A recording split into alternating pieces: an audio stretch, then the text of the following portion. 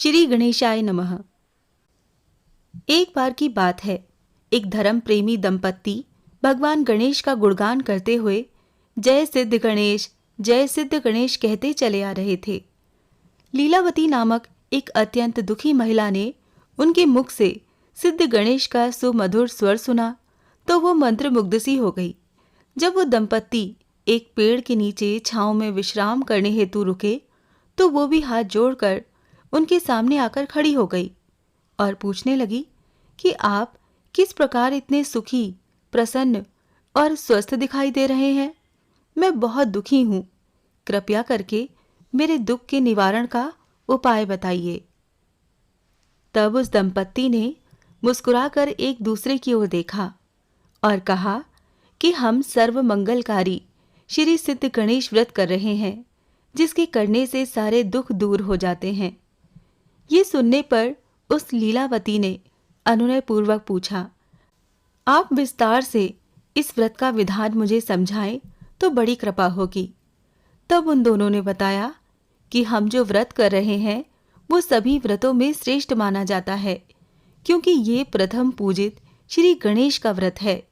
इसे बुधवार को आरंभ करते हैं और ये पोथी पढ़कर पूजा आदि करते हैं। इस व्रत को करते समय झूठ, छल आदि बुरी आदतों का त्याग करना रहता है।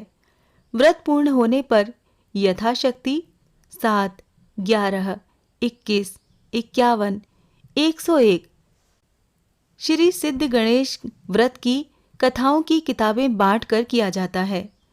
इतने सरल व्रत का वर्णन सुनकर लीलावती अत्यंत प्रसन्न हो गई और अगले ही बुधवार से उसने सर्व मंगलकारी श्री सिद्ध गणेश व्रत का पालन किया और देखते ही देखते उसका पति, जिसका चरित्र ठीक नहीं था, बिल्कुल सुधर गया और अपनी पत्नी और परिवार को बहुत प्रेम करने लगा।